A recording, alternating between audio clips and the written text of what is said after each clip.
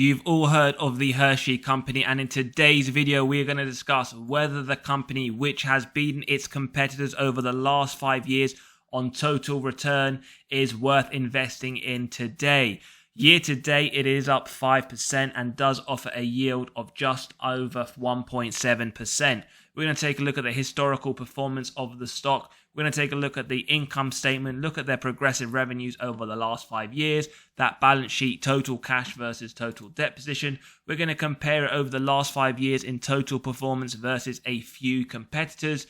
And as always, we're going to jump in and look at that dividend safety, some very key financial metrics. And as always, that stock valuation model is going to be run through for the Hershey company, getting the intrinsic value and finding out what our acceptable buy price should be for this company with our margin of safety.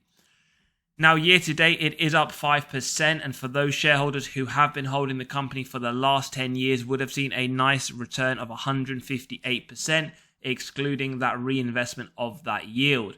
It is trailing towards that 52-week low, currently sitting in that 52-week low to mid range. And what we are going to find out is whether or not we should be looking to invest and at what price for this company. Now, before we jump into the financial statements, over the last 5 years, we can see the total return for Hershey is 186%. And we can see here it is the highest over its competitors, with the next one being General Mills and then in third place Mondelez. So whilst historical data is not something we can use to predict the future, it is good just to take a look. So very positive for Hershey and the shareholders currently.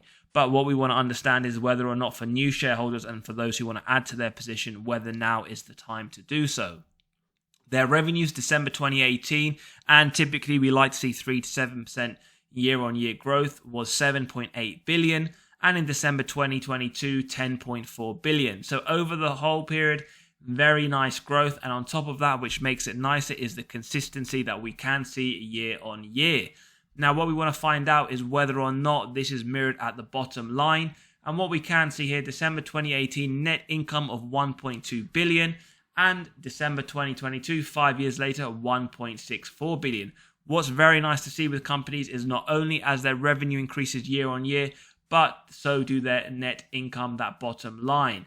Now, whilst there was a year here where it was essentially flat and dipped slightly, it did pick up over the period. And that's why I like to look at a minimum of 5 years worth of data, 10 years if it is available. And we will take a look at the 10 years sales growth over the period with our financial metrics. Now, looking at the balance sheet, we want to take a look at that cash versus total debt. 2018, they had just shy of 600 million sitting on the balance sheet. Their latest quarterly report, we can see 460 million. So a slight drop in their cash balance on their financial statements. Now, when we take a look at their total debt, what we can see, they had around 4.5 billion sitting in total debt in 2018. And in their latest quarterly report, this has increased slightly to 5 billion. Now, whilst it isn't a red flag indicator, it is something we should be aware of when looking at our dividend safety and whether or not the company can continue to pay its dividends and pay off the interest and debt at the same time. So Hershey, as you can see, has a 93 very safe score, market cap just shy of 50 billion, making it a large cap company.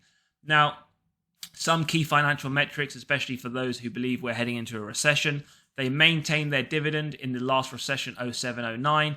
And whilst their sales were essentially flat, this was above the average growth rate during the period. And again, whilst their recession return was negative 30%, it did beat the S&P 500's negative 55% return for the period.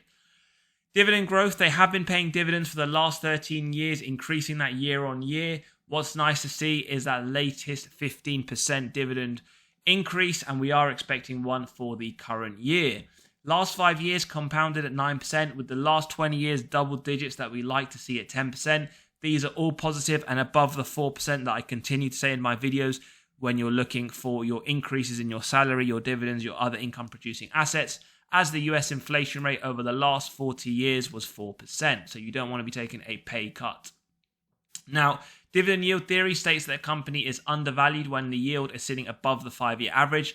So currently, this shows a slight overvaluation. Again, we don't look at any modeling isolation, and we'll draw a conclusion at the end of the video. Forward PE essentially in line with that 5-year average at around 24.3. However, this is slightly higher than the sector PE comparison at 21.8. As mentioned, it is towards that low to mid range on the 52-week price range, but it doesn't mean if it was at the bottom it would be undervalued. Likewise, at the top it wouldn't mean overvaluation. Now, the earnings payout ratio isn't one I typically look at. If you've seen my pinned YouTube video, one of my 7 golden dividend metrics, below 60% is what I look for in the free cash flow payout, purely based on the fact that the earnings is susceptible to manipulation through accounting by management. Now, the free cash flow payout, whilst I like to see below 60%, other than 2 years in 2014 and 2016, it has been well below that. And for the last few years, it has been around 50 to 45%. So very positive to see. 2023 coming in at 52%. So I am expecting a nice dividend increase this month. So moving on. Likewise, I do prefer to look at the free cash flow per share, and to be honest, it looks like a very similar story. December 2013, the free cash flow per share at $3.75. December 22, $8.80. Whilst we can see a slight drop in 2023 at $7.92, it's still increasing over the period, and this is why I like to look at least 10 years worth of data, because if you only look between a few years, you wouldn't really understand the business and the capabilities. So positive to see. Likewise, the earnings shows a more consistent increase year on year. So far positive for Hershey's as an investable business. Sales growth 3 to 7% is what we like to see. For the large part, it has been around there. There was 2015 to 2017 where it did remain relatively flat. But we can see the last few years it has had that double % increase, which is very nice to see. And it would be nice to see what the 2023 and 24 guidance looks like. Total sales, $7.15 billion in 2013, $10.4 billion in 2022. Okay, it's not a tech company. You're not going to see incredible growth year on year. But for a consistent company, it is nice to see those increases, especially when we take a look at that dividend. Shares outstanding, it's not really a company that has done a lot of share buybacks. They have consistently done 1 or 2 million year on year, but overall not much to say on the shares outstanding, which can be good as well. We're not saying anything bad either. Another one of the 7 golden dividend metrics is the ROIC. We like to typically see above 10%, as then management are effectively allocating their capital. Very nice to see around 24 to 40% across the board. So very positive for the Hershey company. Operating margin, interestingly, I wouldn't be surprised if this was below 16%. As we see with a lot of consumer staple companies that we record on the video, it does tend to be below what our preference is. So very nice to see that it is above that. And over the last few years, it has been above 20%. So very, very positive to see, as we saw with that nice net income line on the income statement. Free cash flow margin, again, very nice to see. Other than 2014, it has been well above the 7%. 2021 at 14%, 2022 at 13%. So a very well-run business, in my opinion, so far. Net debt to EBITDA, earnings before interest, tax, depreciation, amortization. Not a real worry, to be honest. Whilst we like it below 4, 2022, it would only take 1.64 years for the company to pay off its debt net of cash on hand. 2023 at 1.44 is expected to be lower. Very, very positive, no real worries, which is why probably we can see a very high dividend safety score, very nice, strong financial metrics, and 59% of the company's financing in 2022 was through debt as opposed to equity. So very nice to see so far. If value is being provided, do hit that like button, do subscribe for continued content on the channel. And if you do want to grab a copy of the stock valuation model to run your own companies through, do check the pinned comment. Jumping straight into Graham's valuation. Earnings per share for Hershey's, we've inputted the growth rate as expected by analyst estimates with that current yield on AAA corporate bonds. Intrinsic value at $134, we can see that is significantly lower than the current trading price. Now, multiple valuation models, just a couple of companies that I would deem to be very similar to Hershey's in terms of their size and sector. We have Mondelez and Tootsie Roll. We have the stock price, earnings per share with the PE multiple. We have the average, which we multiply by the earnings per share to give a multiples valuation price for Hershey's at $233. Again, slight overvaluation to the current trading price. Now, you saw the dividend discount model, very nice increases year on year for the Hershey company, coming in at around just under 10% over the average over the last 5 years that we've inputted. Now, forward looking, I have gone for 6.75%. You could argue higher given their average and their previous performances. I was looking between 6 to 7% when I was looking for estimating the forward price.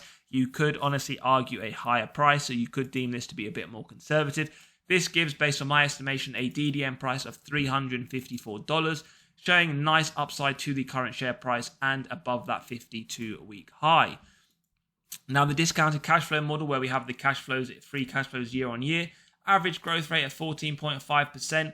I think for a company like Hershey's, you aren't expecting much to be different year on year, to be fairly consistent. So I could have gone for 14.5 to be the average year on year. I have gone again a bit more conservative at 12%.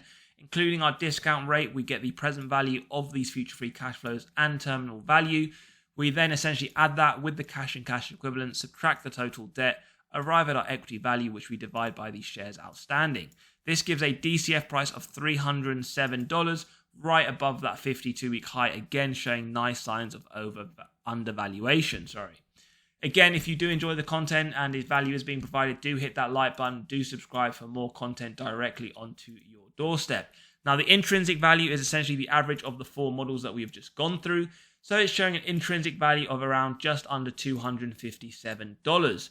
Now, for a company with a wide moat and nice financial metrics and forward-looking guidance, you could argue 10% margin of safety. If that was what you would be looking for, your acceptable buy price would be around $230, which is just a few dollars shy of the current trading price. Now, for me personally, I would be looking for around 15% to 20% margin of safety. If you were looking at 15%, you'd be looking at around $218. At 20%, you could be looking at $205. So it really depends on your risk to reward ratio as an investor. Now, the reason for this is just due to the fact of inflation and the fact that they need to sell higher volume products at a higher margin. But in terms of Wall Street and what they forecast over the next 12 months, they believe Hershey's will hit around $274, showing they do believe to be some nice upside to the current share price. As always, let me know your thoughts in the comments. Are you looking to buy or sell as a shareholder, or are you just on the sidelines?